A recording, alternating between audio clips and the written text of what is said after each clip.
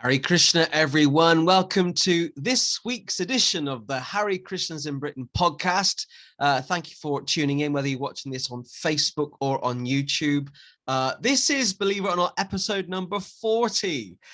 We've really touched on some amazing topics over the last 40 episodes, and yet we haven't been struck off air. And it's been great that so many of you from not just Britain, but around the world are tuning in. And as you know, sometimes we're quite relaxed about the rules about this podcast. As you know, I'm not a big fan of the rules. And from time to time, we do allow people, guests, devotees from outside Great Britain to come on the podcast.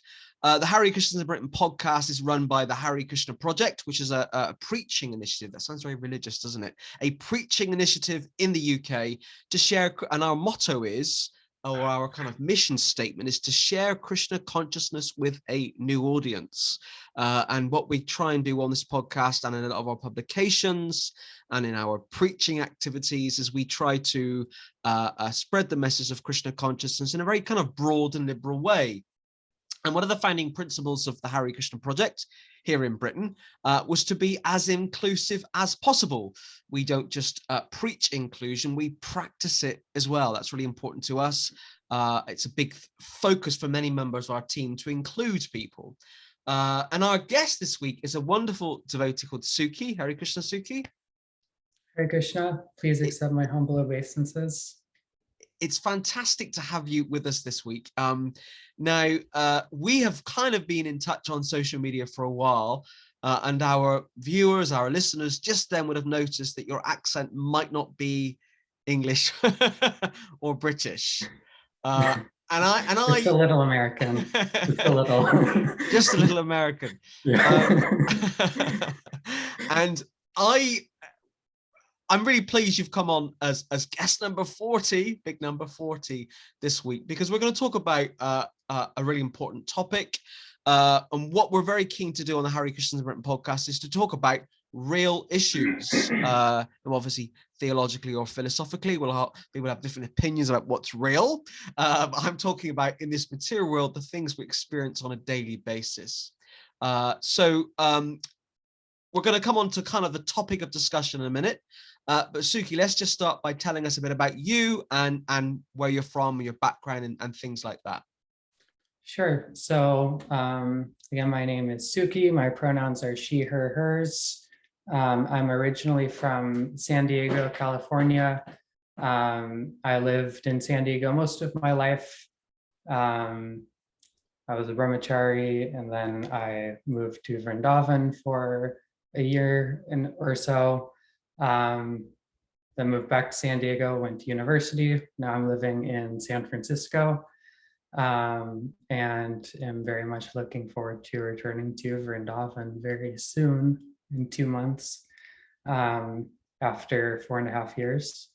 And yes, just like I'm a little disqualified by not being from Britain, I'm also disqualified by not quite being a Hare Krishna in terms of just being a pretender, or even maybe not even a pretender, maybe just a fake. But I'm not sure how to respond to that. Yeah, it's okay. You don't have to respond to that. I mean, I often say that I'm trying to practice Krishna consciousness. Yes. I'm not very good at it. I'm trying to be a Hare Krishna.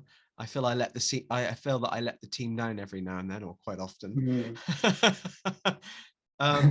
Sorry, I stopped you just to say I've never been to the United States. Obviously, I hear a lot about it on a regular basis on the news because it's the most powerful country in the world. The furthest west I've been is Galway in Ireland. I was on a Hare Krishna festival tour about 7 years ago, and obviously Ed Sheeran wrote a famous song about Galway, but that's that's the furthest west I've been. Sorry, I cut you off. So you're from California. Mm-hmm. You're back to Vrindavan soon, which you must be really excited about. Yes. So tell us a bit about your background. Were you raised as a Hare Krishna devotee? How did you kind of get involved with the movement? Sure. So I was raised in like a nominally Christian family. went to church all the time as a child.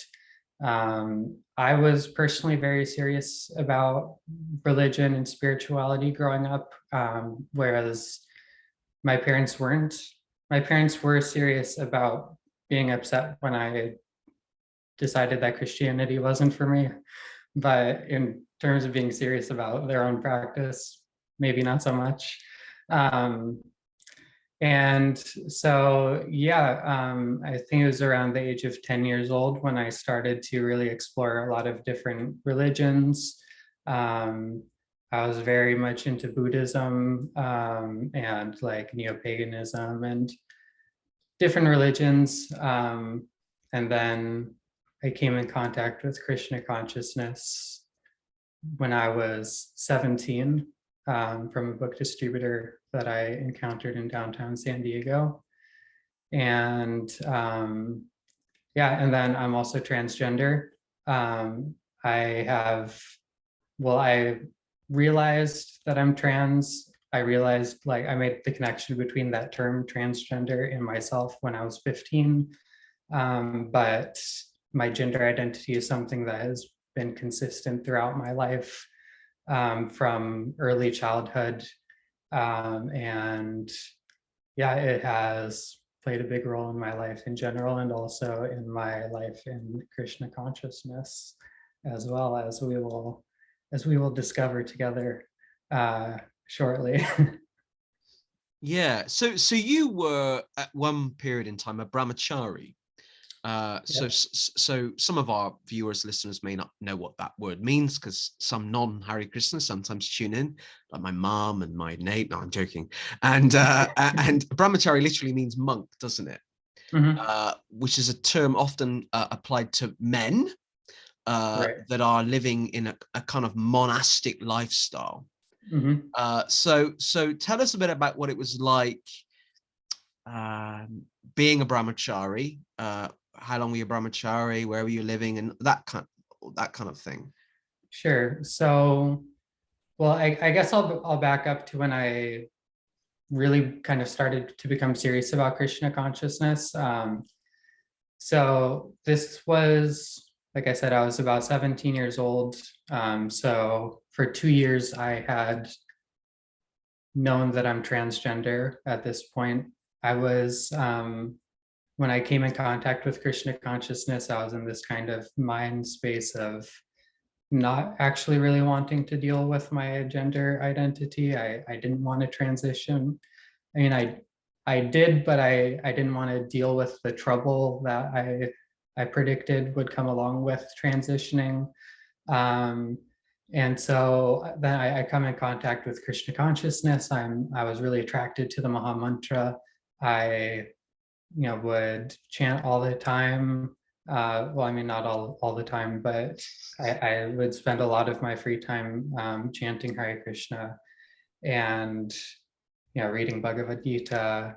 And then I started coming to the temple, and so the temple that I first went to is in San Diego. The San Diego ISKCON temple is a bit of like a brahmachari temple, in the sense that it's always been, at least as long as I've been there, it's always been very kind of brahmachari oriented. The temple president was a brahmachari. When I joined, the local GBC, who lives in San Diego, took sannyas just a few years after I joined the ashram. And when I joined the ashram, there were, I think, 35 brahmacharis. Wow. Which is insane, because it's not a big temple at all. We would literally, I remember the room that I stayed in when I first moved into the ashram was maybe about 3 meters by 3 meters, and 5 of us would sleep in there. So we were like sardines, right? Like one is like packed tightly with the other. Yeah, so I started going to the temple. I started associating with the brahmacharis a lot. I hadn't started transitioning, so there wasn't any kind of issues in that regard. I was presenting as a male at the time. I was, closeted about being a devotee, or about being a Hare Krishna. No, not about being a Hare Krishna, about being transgender. So sometimes I feel like being closeted. Depends who I'm talking to. It depends where I am. Yeah.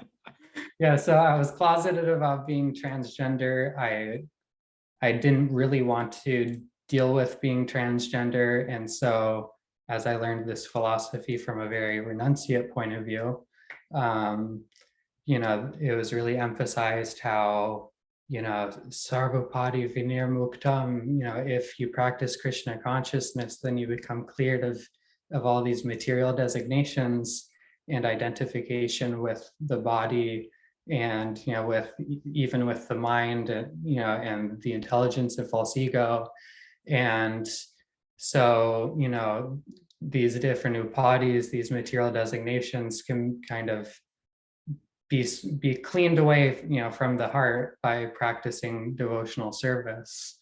And so I definitely saw being transgender as one of those upadis, and I was very keen on the idea of that part of my identity being kind of swept away, because, as I mentioned, I only really saw trouble in being transgender.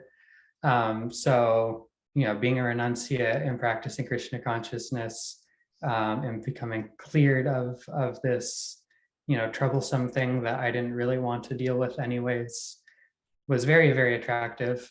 That wasn't the only thing that attracted me to Krishna consciousness. Actually, I would say that was like more the icing on top of the cake, rather than like the substance of the cake itself. But that definitely was a consideration. And so I was 18 years old. I joined the bramacari ashram. I thought, I'll put this transgender thing aside, practice Krishna consciousness. I'm sure that this process will be successful in clearing me of this upadi. And for a few years, it did kind of work. Perhaps I was so caught up in that like initial kind of rush of enthusiasm and like newness that people often get when they first join Krishna consciousness. But that didn't last for too long. And it started causing issues after a while. So I don't know if you have a follow-up question, or if I should just keep going. No, I'm kind of intrigued. I'm allowing you to kind of go with the flow, really. I mean, I think the only comment I was going to make was that Krishna consciousness can often, or almost all the time, often people will join the Krishna consciousness movement because they see it, some listeners may disagree with this, it's kind of a form of escapism. We're in this material world, and we have these wants and these desires and these designations and these things, and actually we feel Krishna consciousness is a way of escape, and it is to some extent, but we're still in these material bodies, and we're still living these lives in this lifetime. So yeah, that's kind of the only comment I was going to make. I mean, so and I guess for you, that was what you were experiencing. You wanted to kind of try and be free of these feelings that you were confused by. I mean, were you confused about or not confused? No, I was not confused at all. It was very clear to me that I was transgender, that I identify or find personal identity in womanhood. And like I said, that's something that I always felt, like from like my earliest memories are of feeling that way. So yeah, I wasn't confused about it, but I was very skeptical about the possibility of there being any positive outcome that could come from being open and accepting of my own gender identity. And so, having that escape was definitely a huge, a big point of attraction for me. So you were brahmachari for was it 2-3 years, did you say? I was a brahmachari for 6 years. 6 years, my goodness. Yeah. That is a long time. Yeah. So yeah, there were a lot of great things about being a brahmachari. I did deity service. That was kind of my attraction from the beginning of moving into the ashram. Serving the deities in some capacity. I took care of Tulasi Maharani for the entire time that I was a brahmachari. I took that so seriously. It was my favorite thing ever. I would cook for the deities. I was very fortunate to be allowed to cook for the deities even before I got initiated because of circumstances that were going on in the temple. Didn't have many initiated devotees who were available to cook for the deities regularly. So were you a pujari at one point? Yeah. So So after I'd been a brahmachari for 3 years, then I was given first and second initiation together, Wow. so that I could be a pujari. And yeah, again, I absolutely loved being a pujari. I dressed the deities nearly every single morning, often at night as well. I cooked for the deities all the time. I think over the 6 years that I was a brahmachari, I probably cooked tens of thousands of different individual preparations for the deities. I probably dressed the deities thousands of times, which is quite incredible. Like when I think back on it, at the time, it was easy to kind of take for granted the opportunity that I had, but looking back on it, just think, wow, like I got to be in personal contact with Krishna in his form of Sri Murti thousands of times. It's an absolutely remarkable thing that I got to do, and I absolutely loved it. But like I said, after being a brahmachari for a few years, this topic of my gender identity started to kind of rear its head again. My initial response when I started to experience this was to kind of brush it off as, oh, this is just Maya testing me, or, as you're clearing your anartas, as you're clearing these unwanted conditioning, different kinds of conditioning that you have in your heart, as you practice Krishna consciousness, these conditionings rise to the top. I experienced this many times as I practiced Krishna consciousness. Old movies that I used to be into, all of a sudden popping into my head that I hadn't thought about for a decade, or some food that I liked popping into my head and while I'm chanting japa. I think probably a lot of devotees have experienced that. And so for me, when these thoughts initially came back up, I saw them in that kind of a light that, okay, this is just some temporary discomfort that I have to deal with as I'm clearing away this upadhi of being transgender. So I just have to tolerate it. I didn't tell anyone. I guess that's another kind of important detail. When I joined the ashram, when I started going to the temple, I never told anyone that I was transgender. I just, I was presenting as male, and, just kind of going, I just continued with that, and didn't say anything to anyone. And so when these thoughts started coming up again, I thought, well, I just have to keep on, keep pressing on. This should be expected as I'm clearing away my anartas. And this will just be a temporary kind of thing that I have to deal with, and then it'll be cleared away, and I don't have to deal with it anymore. And Hari Bol, it's why be too bothered by it? But as time went on, instead of these kind kind of botherations decreasing.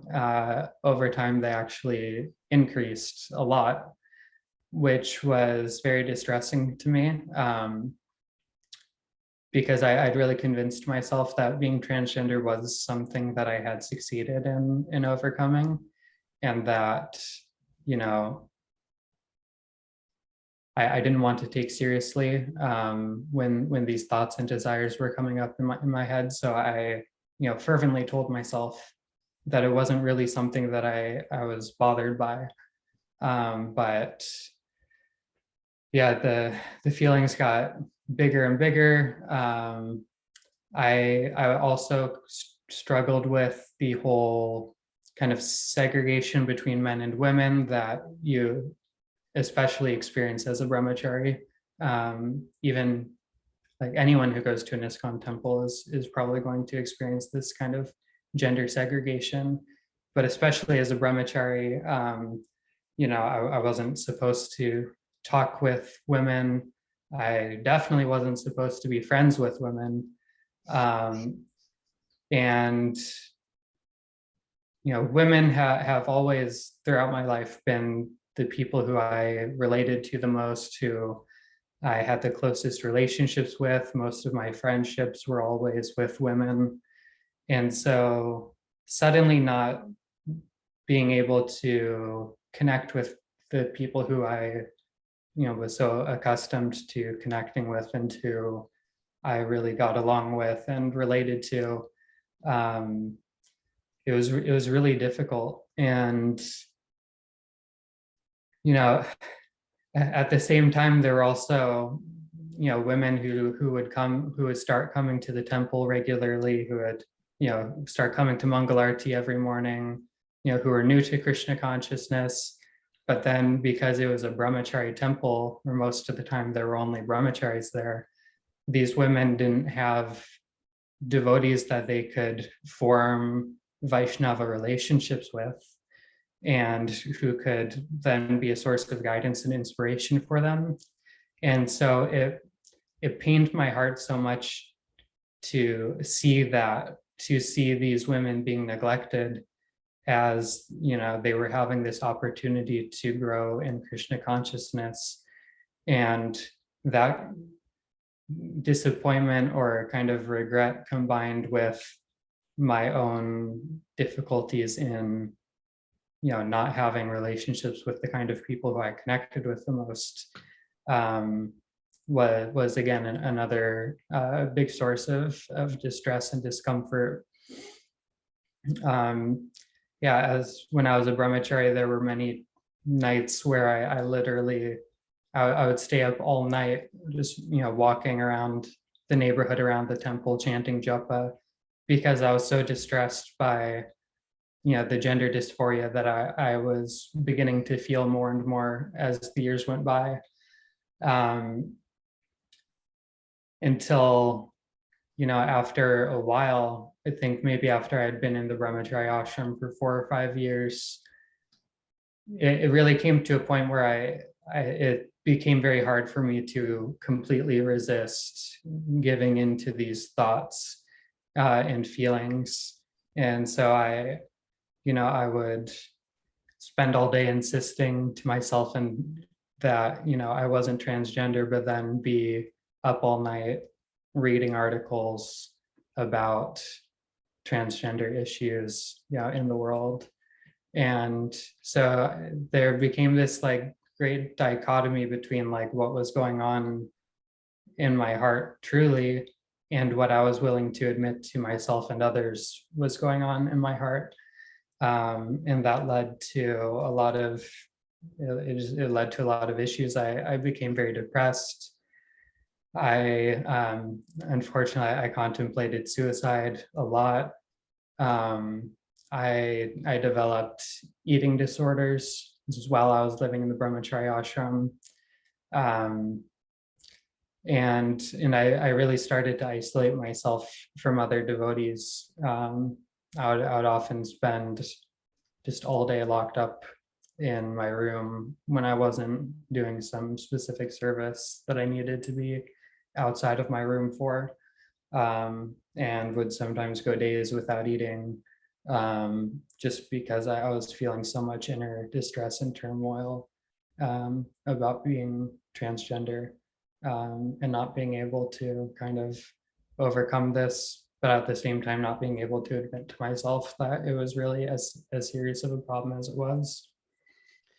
So at some point, it all kind of came to a head, didn't it? At some point, Yes. you must have made the decision.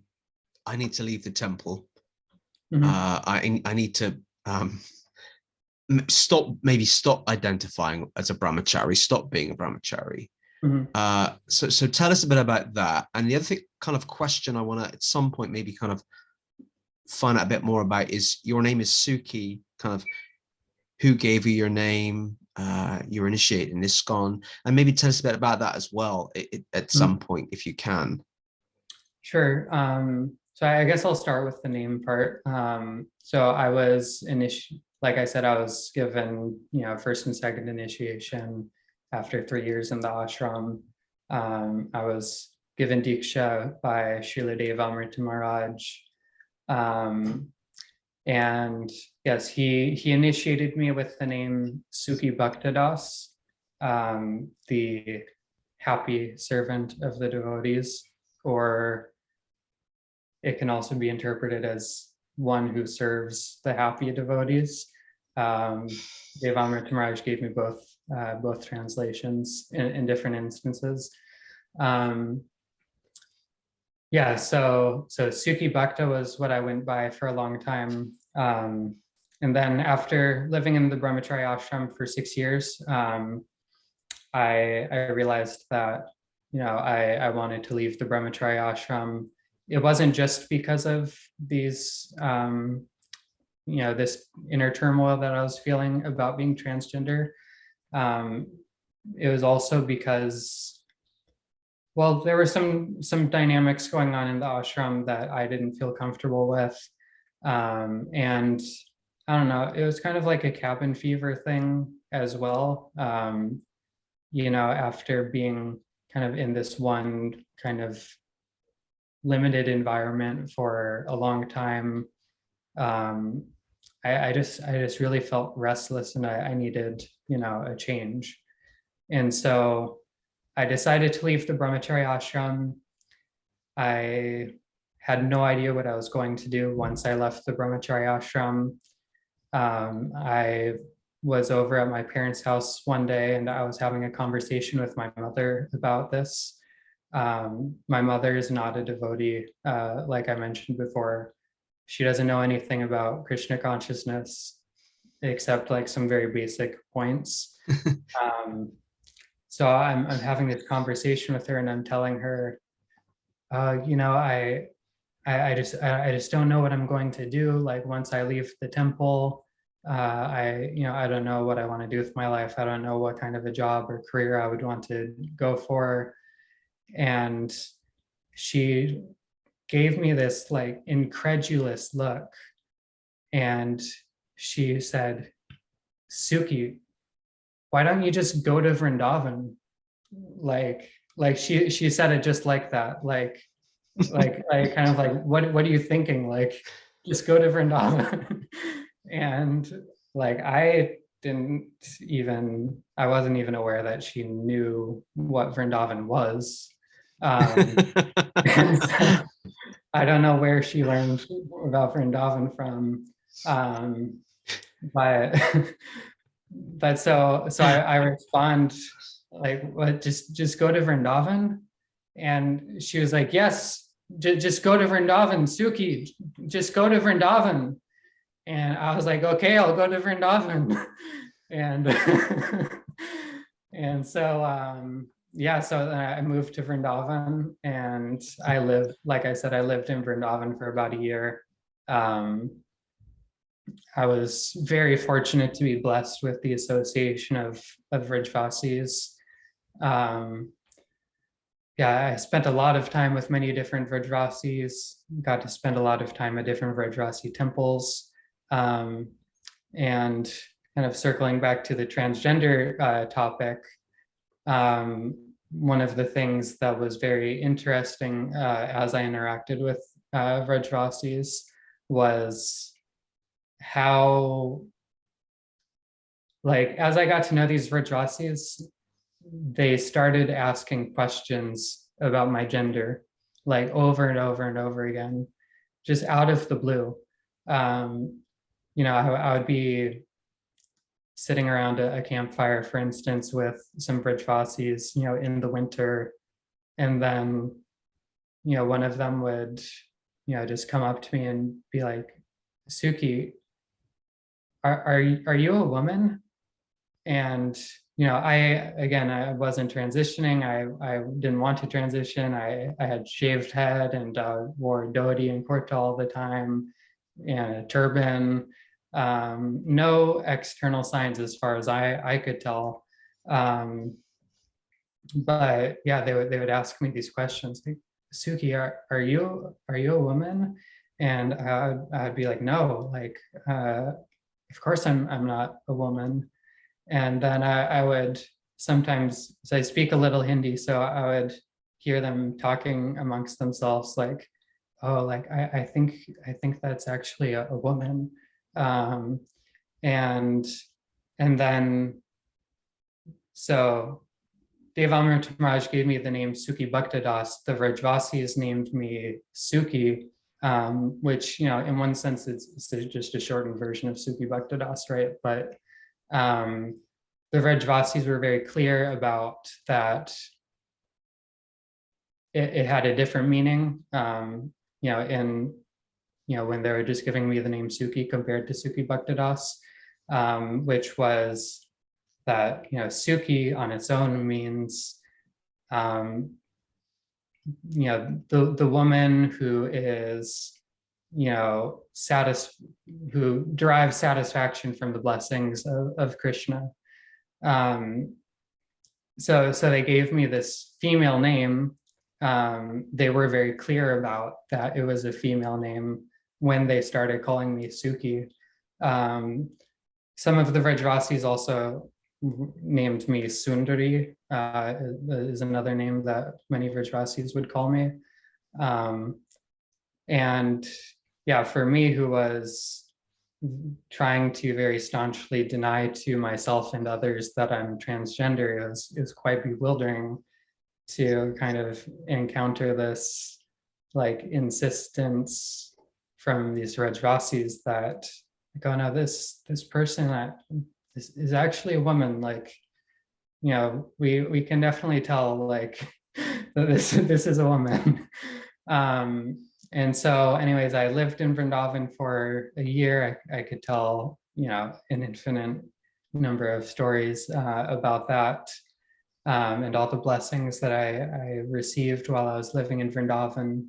And then I come back to the US. I started going to college. I was studying anthropology and psychology. And so, as one might expect, from studying anthropology and psychology, the topic of gender and gender identity came up a lot, all the time. And so, as this topic was coming up more and more, I was being confronted with these thoughts and feelings that I had been trying to repress for years and years as a bramacari.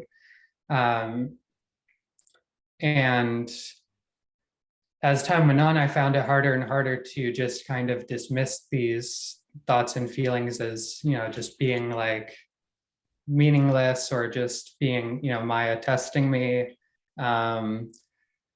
And so the tipping point for me was I enrolled in a child development class. We had a term project that we had to do, where we just had to write a research paper about literally any topic that was related to child development. And for not at all personal reasons, I tried to tell myself I chose the topic of transgender, or the instance of gender dysphoria in children, not because I was personally affected by the issue. Of course, I told myself this purely academic, that I'm deciding to write on this topic. obviously in retrospect, I had personal reasons for choosing that topic. But yeah, so I was still in this mindset of, insistently telling myself like, oh no, this whole transgender thing it's not really important to me. I'm not really transgender anymore. I've transcended this.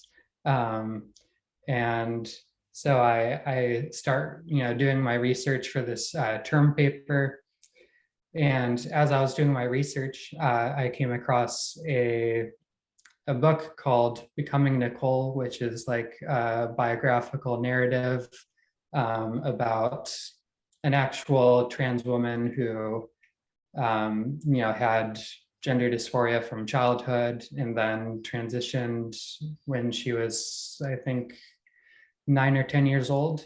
And then just kind of following her life story and what it was like for her growing up transgender and transitioning. And then, it kind of, in my mind, incorrectly concludes with her having like the final surgery that she decided to have, gender confirming surgery.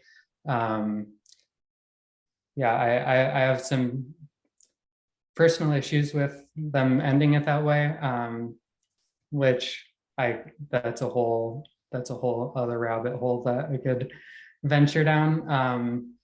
But yeah, so I was reading this book, and I found myself being able to relate so deeply to every single thing that was being described about this woman as she was going through her childhood. And it started affecting me more and more. I started carrying this book with me wherever I went. I would even sometimes go to sleep embracing this book, while still insisting to myself that I wasn't transgender. So you were at college and you were still identifying as male? Yes, yeah. Okay. I was still identifying as male, still telling myself that any thoughts that I was having about being female was just Maya testing me, and that I just needed to show Krishna how serious I was, and then surely Krishna would, would wipe away these difficulties that I was being temporarily subjected to, in my mind.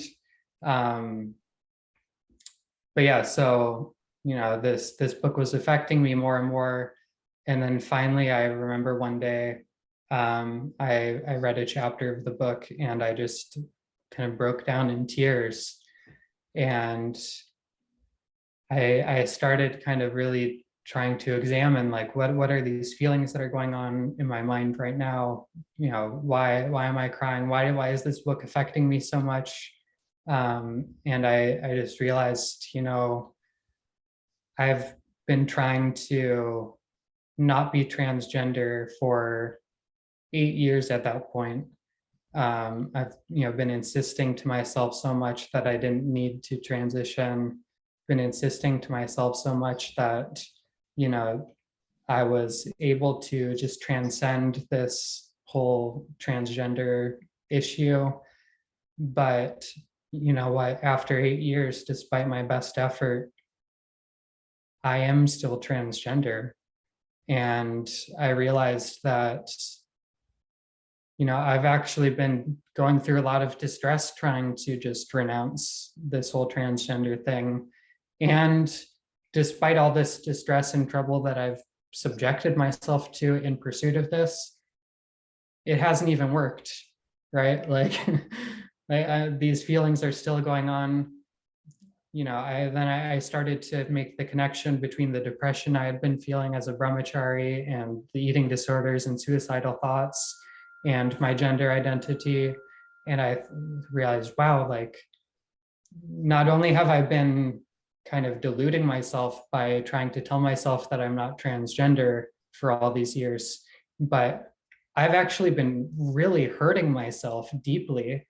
And not only have I been hurting myself, but I've also been depriving myself of the association of devotees. Even living in the brahmacari ashram, I was depriving myself of the association of devotees because of feeling so uncomfortable with myself, because I couldn't accept that I'm transgender.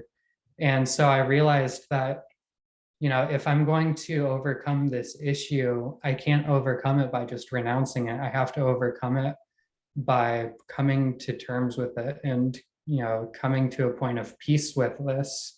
And, I need to start being honest with others. I need to start being honest with myself. I need to transition. And so, I I came out to a few devotees who I kind of very carefully hand selected, who I thought would, definitely be sympathetic to me being transgender. I was very, very worried about getting backlash from devotees if, whenever I would come out. So I was very careful about that initially. But over time, as I, was kind of coming closer to the point of like feeling comfortable with the idea of coming out to the world as a whole, it became more and more. It became more and more of a worry to me that I wouldn't really fit into the temple environment anymore once I came out as transgender. Hare Krishna temples are often, like I said, very gender segregated. And not only that, but I had been a bramacari in this temple community for 6 years. So I think, the congregation as a whole really saw me in light of being a brahmachari. And so that felt like even more of a pressure to kind of still conform to this picture that people had of me as this, renounced brahmachari who would definitely not frivolously associate with women. And so, yeah, when I imagined like what kind of response I would get from devotees when I came out, I just couldn't see anything but misfortune. And I really thought, there's no way that I'm going to be accepted in the temple anymore. There's no way that I'm going to be able to just kind of seamlessly move into, the women's side of the temple and, be allowed to transition without experiencing backlash.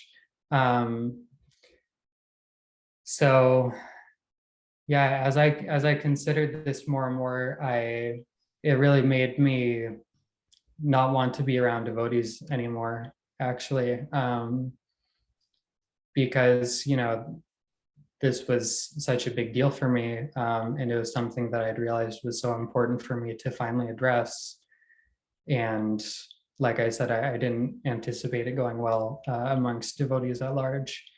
So I started going to a Christian church, like a liberal Christian church, where, they had like, I knew going into the church that they were accepting of LGBT people. And they were very accepting of me. I came out to the priests at the church. They spent a lot of time talking with me about the topic. Eventually, they invited me to come out to the congregation. So one weekend I gave a sermon at all of the church services, coming out to the congregation. Everyone was immediately embracing of me. And it was such a stark contrast between that and what I had experienced in ISKCON. Like, obviously, I hadn't come out to many ISKCON devotees at this point, but my general experience with devotees had often been that, a lot of devotees were not open to just kind of accepting someone as they are. It's like once you come to the temple and start putting on tilak, then there's all these expectations that start getting piled on you. Like, oh, you're going to follow the 4 regulative principles. You're going to chant 16 rounds. If you're a man, then you're going to shave your head. You're going to stop listening to this music and that music. Whereas, this church was so starkly different. It was like, if you show up to this church, then they saw you as a blessing, and they saw celebrating who each person is individually, as being worthy of celebration, regardless of any other kind of considerations. And so, experiencing this contrast between the expectations I had of what would happen if I came out as transgender compared to my experience coming out to this Christian church. It really, it was a nice thing to experience, but also it really made me kind of feel disillusioned with devotees, like even more than I had at that, than I felt at that point. So then I started associating with devotees less. Then finally I came out on social media as transgender, and I will say that a lot more devotees were accepting of me than I anticipated would be. But I was in this mental space of being so like hyper worried about devotees not being accepting of me, devotees being critical of me. And yeah, that it was hard for me to really kind of appreciate the devotees who were accepting of me and not get really caught up in the negative responses that I got. And what was especially frustrating about, a lot of the negative responses I got from devotees was, it was like, I had been a brahmachari for 6 years. I had been practicing Krishna consciousness for 8 years. I would give Bhagavatam class and Bhagavad Gita class all the time. I was in charge of an outreach program as a brahmachari, and for a little while after being a brahmachari, like I was considered actually like very learned within my devotee community. And then, I come out as transgender, and all of a sudden I have devotees preaching to me, "Oh, Prabhu, actually you're not the body." And it's like, do you really think that I've never encountered this idea before? Like, do you really think that I'm not aware of this idea that I'm not the body? Like, this is not a new concept to me. Like, I've been telling myself I'm not the body for the last 8 years. And now you think that you can just come and be like, "Oh, Prabhu, you're not the body. And actually, we're eternal spirit souls." I don't know if you've never heard of this idea. And it's like, oh my God, this is like absolutely ludicrous. And and that was like the good negative responses.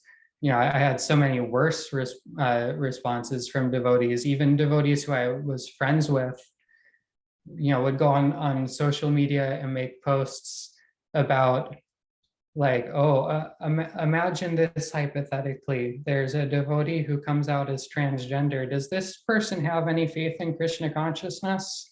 And so many people from the temple that I had lived in, that I had known for 8 years, were responding like, "Oh no, like, if someone's transgender, then that means they have no faith in Krishna," and all these kind of things. And I remember, like,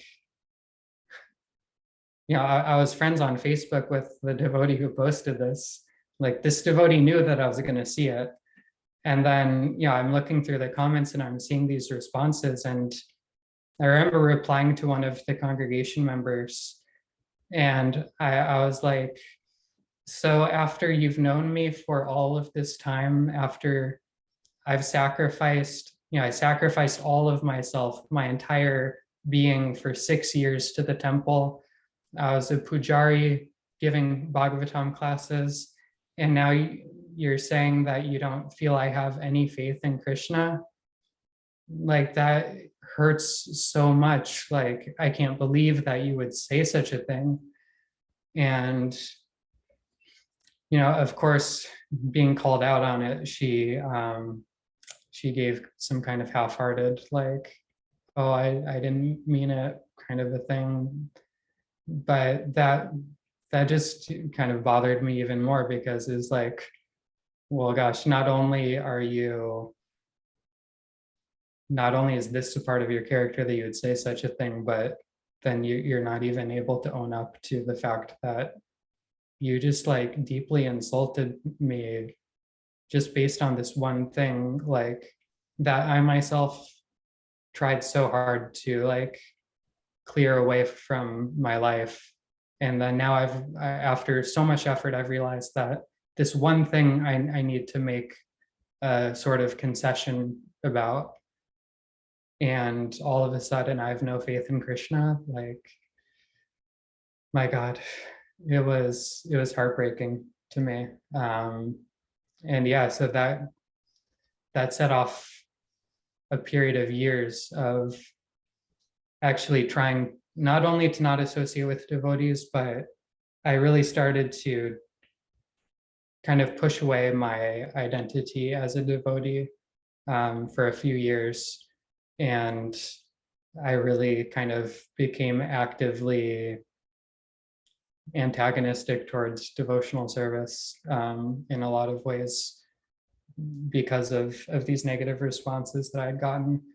It was also because, reflecting on all of the pain that I endured trying to repress my gender identity, it kind of occurred to me that, well, in pursuit of these teachings, I deluded myself and I subjected myself to so much harm. So maybe these teachings aren't really, the universal truth that I thought they were, was my thought at the time. Yeah, so I kind of became, kind of a very sacrilegious person, kind of offensive. And yeah, I really pushed away devotees for a couple of years at that point. I actually feel really sad hearing your story, and the problem with ISKCON, this is a personal view, the problem with ISKCON and other Gaudiya Vaishnava groups is they're socially very conservative. And in one sense, there's nothing wrong with being socially conservative. But if you want to be a preaching mission, if you want to be a mission, have a missionary spirit and reach out to people in the West particularly, you're never going to succeed. You're never going to succeed, because people on the whole, ordinary, if there is such a thing, ordinary mainstream people will never join a religious movement, if it is moving at all, that seeks to oppress people, that seeks to bully people, that seeks to exclude people. I use this as an example a lot. One of the reasons Christianity has been so successful to some extent is it's learned to mold and adapt over 2,000 years. Now, the essential message of Christianity hasn't changed necessarily, but the way it's presented and how it's presented has changed. I actually went as well once or twice to a LGBT church in the city that I live in, not because I identified as LGBT, but I went with a friend, and I was feeling at the time excluded from this church I was going to, just because I was quite liberal and open-minded, really. I can't remember the particular issue, but I just felt very much that it was quite a conservative church. And I started going to this LGBT church, and it was a small church. It was run by the Metropolitan MCC, Metropolitan Community Church. I can't remember the full name. They're based in America, I think, in the United States. And what I find really interesting is that this church, which was kind of LGBT focused, other people went as well, heterosexual people went as well. But because they had taken a group of people that were traditionally sidelined in Christianity, the LGBTQI community, and brought them into the center, there was actually no one else to exclude to an extent. They brought this group that had been excluded, put them in the center. And I have never, I have to think about this statement. Is this true? I've probably never been a part of any other group in my life where literally everybody was included as much as possible. I mean, if it is possible to always include everybody. And I remember my time with that church very fondly, and probably 10, 12 years ago, maybe longer. and ironically, my friend who was also heterosexual, and she was going, and we meet up now, and we joke, we say neither of us were gay, but we had a great time at that church, you know.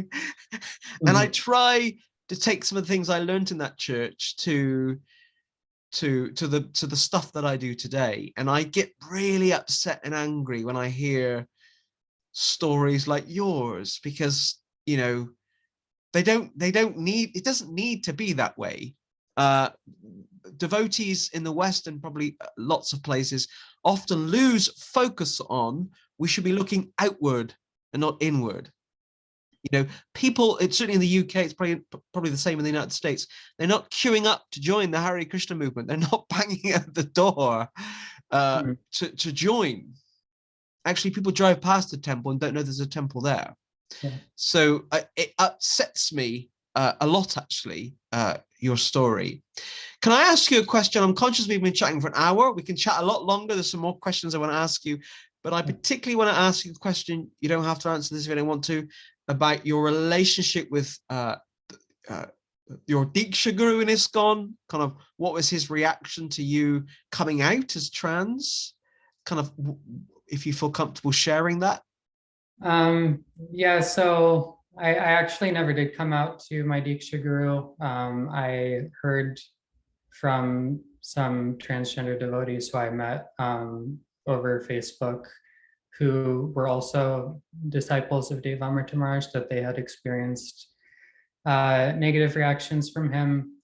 And so, you know, it wasn't worth it to me to, I guess, risk damaging that relationship that I had had with him in trying to have a conversation about it, especially after having just gone through, you know, a gauntlet of responses from, you know, from my congregation.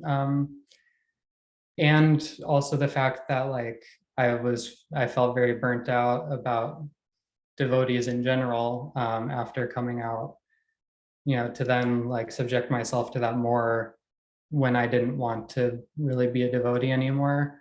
Just like, it just didn't really make sense to me. So yeah, I never came out to him. I will say that I don't have an antagonistic or like negative point of view per se about Srila Devamrita Maharaj. I offer all respects to him as my guru, and I still do feel very thankful for how he blessed me with connection to the Gaudiya Sampradaya and blessed me with opportunity to do so much seva, you know, for the deities. And also, there are many of his lectures that I listened to over the years that I reflect on over and over again.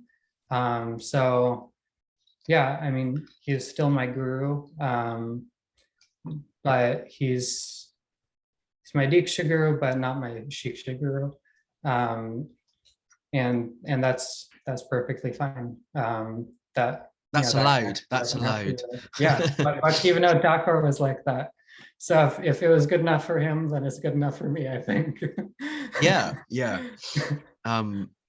So let's talk a bit about. I kind of got these questions, and you've answered quite a lot of it already. It's been great, and I've kind of just allowed you to speak because it's more just a kind of a free flow exchange. Then.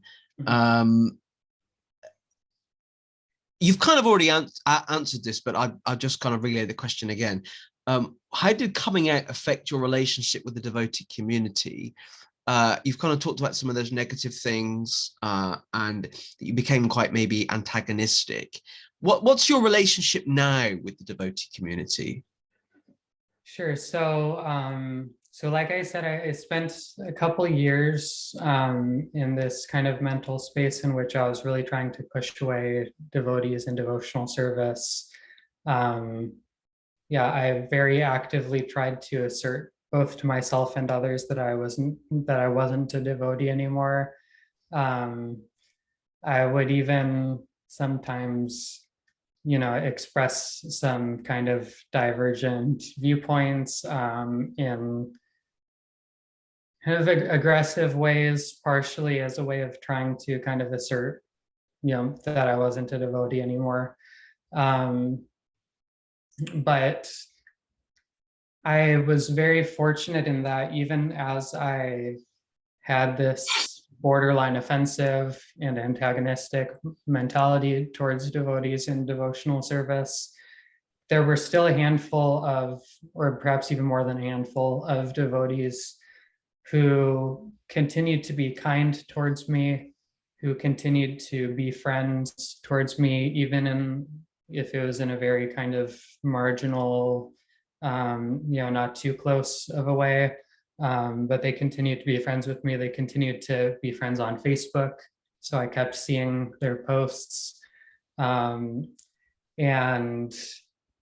yeah, there were a handful of devotees who, would just talk to me about whatever. Like they didn't try to push devotional service on me, or try to like push the philosophy on me. They just continued to be kind towards me. And so then there was one instance, there were kind of a couple instances that were like really wake up calls for me that kind of jolted me out of this slump that I had gotten into. One instance, say the first instance that really kind of shook up this perception that I'm not a devotee anymore, was a devotee friend of mine made a post on Instagram in which she was explaining how devotees don't eat onions or garlic, and was giving this kind of reasoning that I didn't really sit well with me, that kind of irritated me. And so, because I had this kind of aggressive, slightly antagonistic attitude towards devotees, I responded by making my own Instagram post in which I, in not very nice words, expressed my displeasure with the line of thinking that this devotee friend of mine had expressed in her post. I really don't know what I was thinking when I made the decision to do that, because obviously she was going to see the post, and I was just in such a state, that like I wasn't even really thinking rationally in that regard.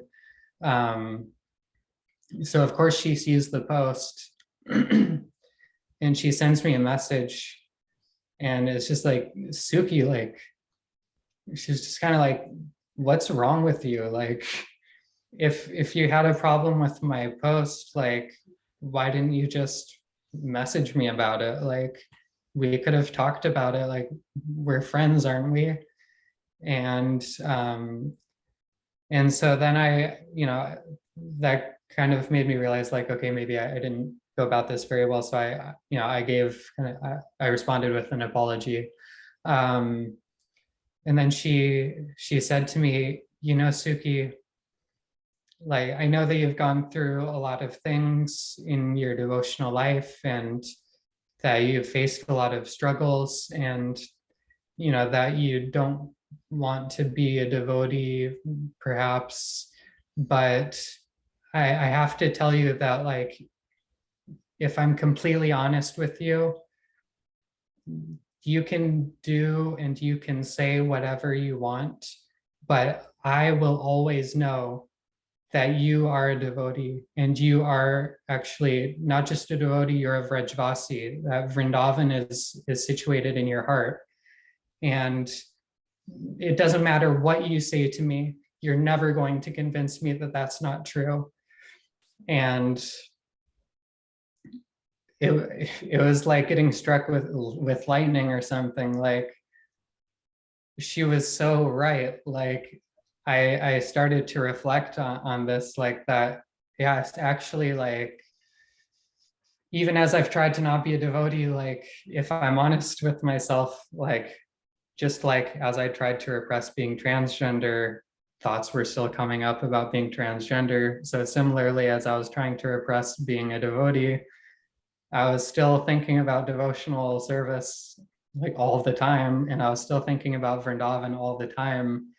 yeah, I remember, for instance, one time I was in university, and me and my roommates in my dorm had gotten drunk, and we were kind of stumbling around our university campus. And I remember just all of a sudden having this deep, like, so certain realization that, wow, the super soul Paramatma is inside every single atom that I'm seeing. And I was I was looking at the trees, and I was looking at the sidewalk and the buildings, and I was thinking, Krishna is inside every single tiny speck of this whole everything that's around me. And actually the super soul is in my heart as well. And this is, as I'm drunk and trying to not be a devotee. Right. And so, yeah, I realized like that my friend was actually so correct, but it was very uncomfortable for me to admit that. So I kind of tried to minimize that. But then over time, again, I was still encountering posts that devotees were making on social media. I had these devotees who were still being kind to me. And after a while, I started to kind of realize that, I was starting to miss, the association of devotees and devotional service. And it started to like really weigh on my mind more and more, until one day I was literally kept up all night by thinking about like, what is my relationship with Krishna consciousness? Like, am I still a devotee? What does this whole bhakti thing mean to me nowadays? And so I was up all night. I decided to go for a walk just before sunrise. And I get back to my dorm just as the sun is rising. It was a beautiful day. It was like, it had, I think, been like raining a little the night before, so the air was nice and crisp and clean. And I go on Facebook, and I'm scrolling down my Facebook feed, and I come across a photo of Vaisheshika Prabhu. For those of you who know, he's a Prabhupada disciple who is in charge of the San Jose Temple, which is just about 45 minutes from where I live now. And when I was a brahmachari, I got to spend a lot of time in his vicinity and around, devotees who were disciples of him, or who were from the San Jose ISKCON community. And I had always really looked up to him. And so in this photo, it was a photo of him when he was a brahmachari back in the 70s. He had his hand in his bead bag. He's chanting Hare Krishna, just looking so satisfied and happy. And I really started like reflecting on, like, wow, he looks so blissful and happy and satisfied. And, then I found another photo of Vaisheshika Prabhu from more recently, and I was kind of comparing the photos, and I was just thinking, man, like, he's been practicing Krishna consciousness for something like 50 years. And like, just kind of imagining like what that journey has been like, and how many experiences he's had along the way, and how many enriching devotee relationships he's had, and all these devotional memories that he can like reflect back on and relish. And I like it really got to me the more that I thought about it. And I started crying. But then this kind of thing about like, oh no, you don't want to be a devotee anymore, remember? Like, and so I was like, okay, like let's keep scrolling on Facebook to like distract myself, right? so I keep scrolling on Facebook, and then I come across a post by another Prabhupada disciple named Mitrasena Prabhu. I cannot recommend the association of Mitrasena Prabhu more. Like, he is such an amazing devotee. He is such a nice devotee, very advanced devotee, just an absolute gem of a devotee, without a doubt. And he's also a musician. And in this post that he had made, him and another devotee were singing the song Krishna Deva Bhavantam Vande. And the other devotee was playing harmonium, Mitra was playing guitar, and I listened to it, and then I listened to it again, and then I listened to it again, and then I found the lyrics to the song and I sang along with it, and I sang along with it again. And I just I must have spent like an hour just listening to this. It's like a 4 or 5 minute recording, just over and over and over again. And I just realized, actually, I've just been missing out on the best thing that there is in the world by neglecting to practice Krishna consciousness. Not only is Krishna consciousness so sweet, but devotees are so sweet. And the association of like-minded devotees who you can share your mind in confidence with and take prasadam with, and give and receive gifts with, it's such an amazing and rare and valuable thing in this world. And that was kind of the moment that the tide shifted, and I realized, what, I need to figure this whole devotee thing out, and what my relationship with devotional service is. And so, yeah, at that point, I started to kind of gain some seriousness, I guess you could call it, again. And yeah, I started listening to kirtans, chanting Hare Krishna. Still didn't go to the temple. Only recently started going to the temple again. Is this the San Diego temple that you were a bramacari in, or it's a different temple? No, so I live in San Francisco now, and so I go to the Berkeley temple, or the San Jose temple, depending on my mood. It's good to have a bit of choice. It's good to have a choice. Yeah, it is nice to have a choice. And in the Bay Area, San Francisco is known for, right, being progressive. It's all over, plastered all over the news for how progressive it is constantly. So even ISKCON temples in San Francisco are at least tolerant of diverse people. So I haven't had any issues going to the temple, being openly transgender, which has been really nice. But I just need to get to the temple more. So how long have you been going back to the temple? Just a few weeks. Now, how does that feel? It was really nice. It's been really nice.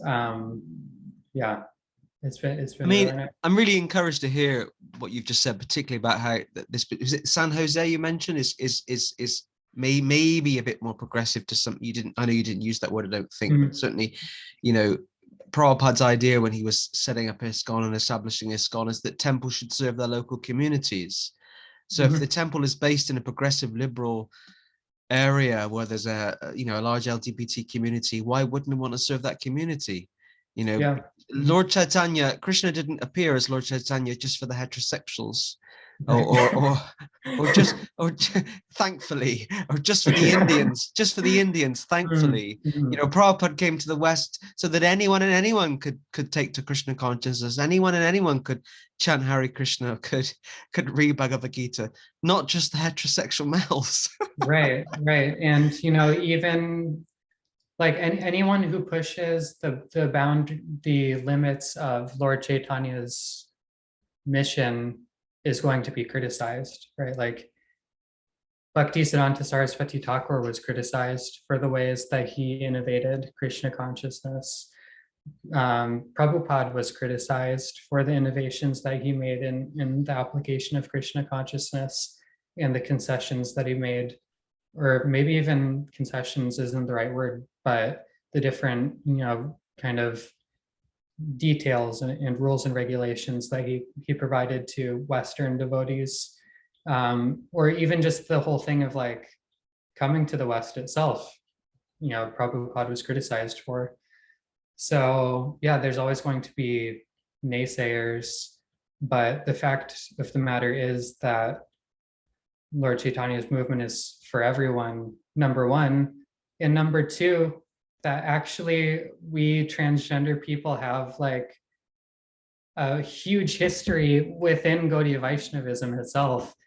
When Lord Chaitanya appeared in Navadvip during the ceremony that happened the next day, some of the first people who came to bless Lord Chaitanya were transgender women. Like, even Prabhupada talked about that when he was helping devotees to plan out the first like play that they did about the appearance of Lord Chaitanya back in 1967, I believe it was, here in San Francisco, is where that happened. Although Prabhupada didn't have the vocabulary for the topic, and in my opinion, and the opinion of some other devotees, he didn't seem to be very well versed in that topic. There could be various historical reasons for that, British, being repressive of like traditional Hindu culture and things like that. But yeah, and then even in Bhagavatam too, Arjuna lived as a transgender woman for however many years when he was in exile.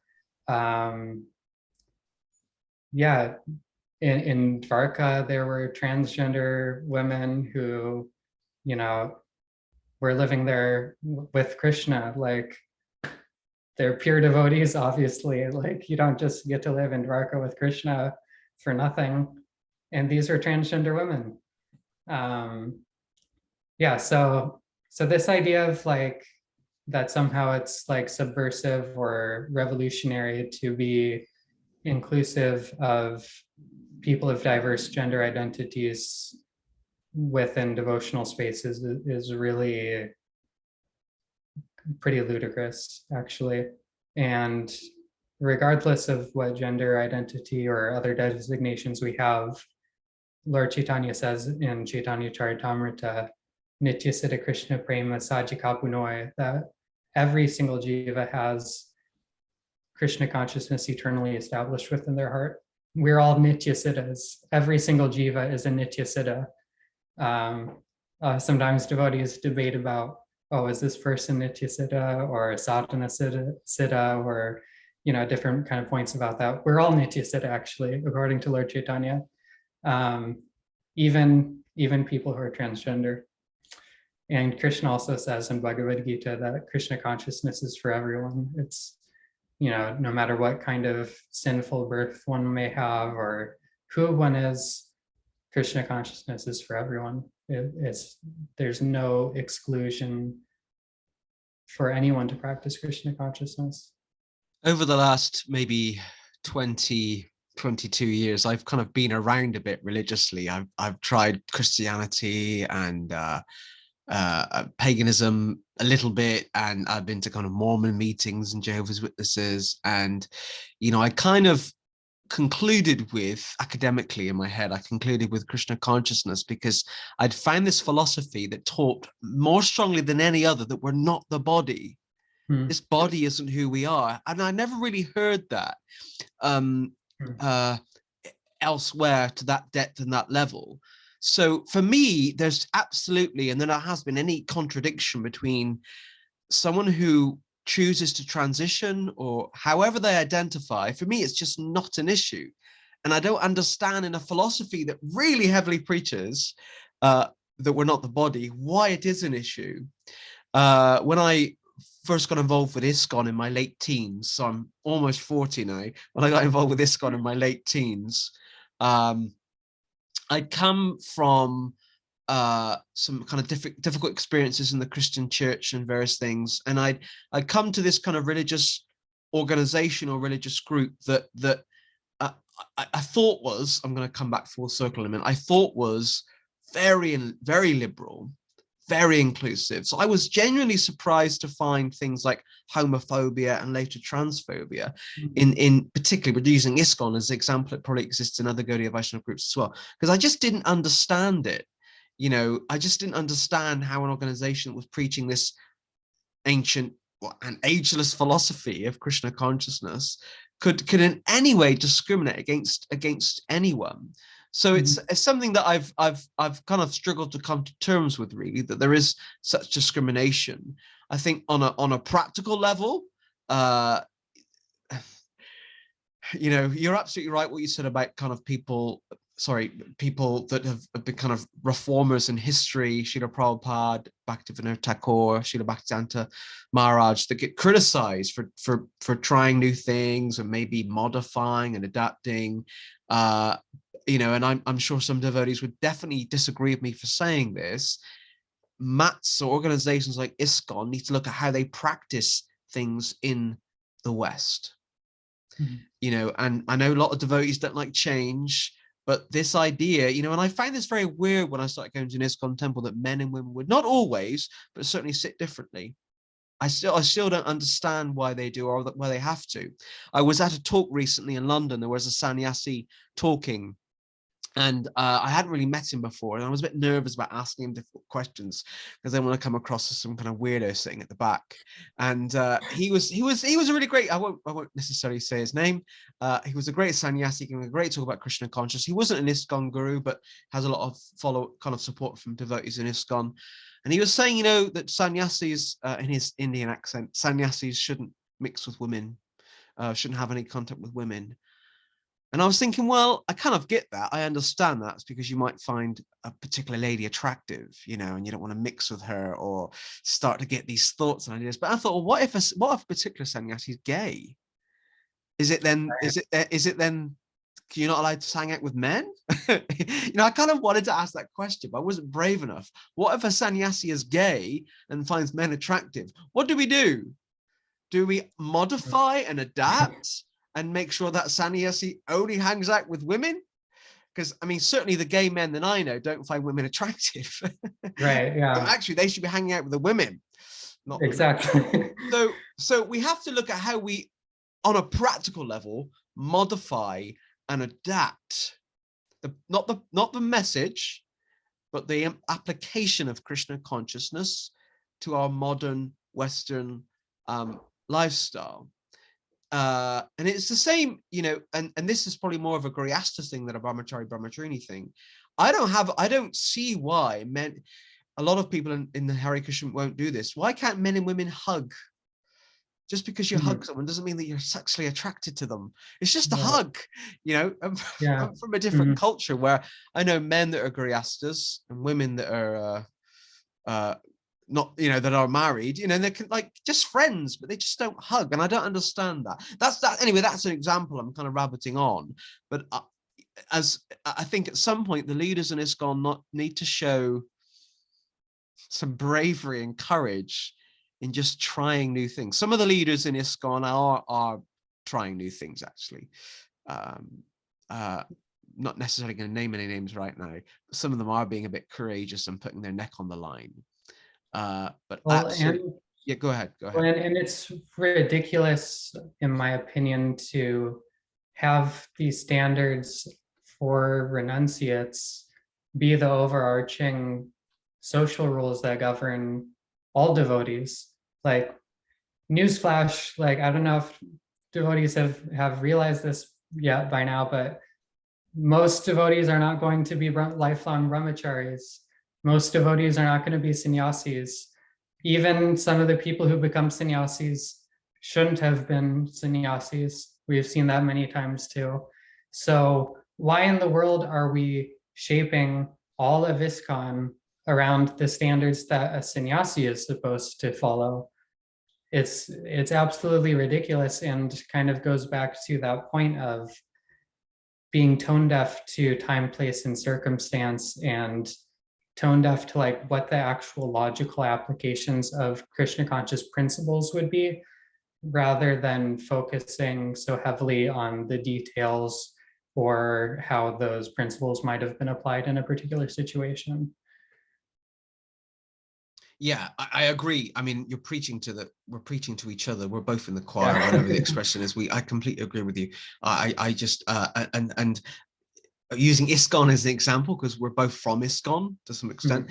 ISKCON is moving ridiculously slowly on so many social issues. It doesn't mean it has to adapt to everything and accept everything. And I certainly, hold my hand up proudly and say I'm on kind of the liberal, progressive wing of the movement, and I love that personally. I don't really care what anyone else thinks, but yeah, it's certainly on some things we need to be seen to kind of move forward, I think, a little bit in order for the general public to take us seriously, really. I'm conscious of the time. I'm conscious we've been chatting for a long time. I've really appreciated you coming on this week's podcast. You have a fascinating story. And I hope that everyone watching and listening is inspired by you.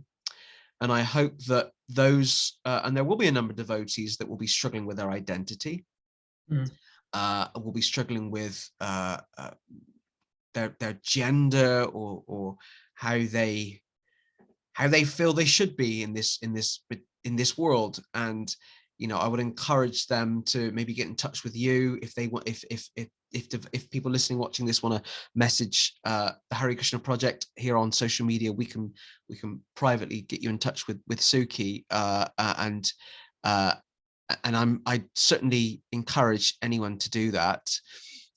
Anything final you want to say, Sukhi, before we kind of wrap this up? Anything you feel we haven't really touched on or said? I think the only thing to end with is Hare Krishna. Yeah. It's the best thing to end with, right? And to begin with, and to intersperse without, all over the place. Well, thank you so much, Sukhi, for coming on this week's edition of the Hare Krishnas in Britain podcast, even though you're not in Britain. Have you ever been to Britain? Yes, once. I had a 24-hour layover in London, so I got to spend the night at the Soho Temple. Really nice. Wow. How many years ago was that? This was in 2017. Wow. 5 years ago.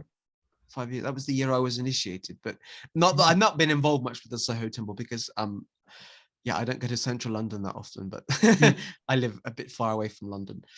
So okay, thank you everyone for tuning into this week's edition of the Hare Krishnas In Britain podcast, episode number 40. If you're watching this either on YouTube or Facebook, please do share it, please do like it, please do love it, please do put a positive comment, and please do share this with any devotees who you feel might appreciate watching or listening to this week's episode. So we're going to wrap it up for this week, and until next week's edition, see you all soon. Hare Krishna. Hare Krishna.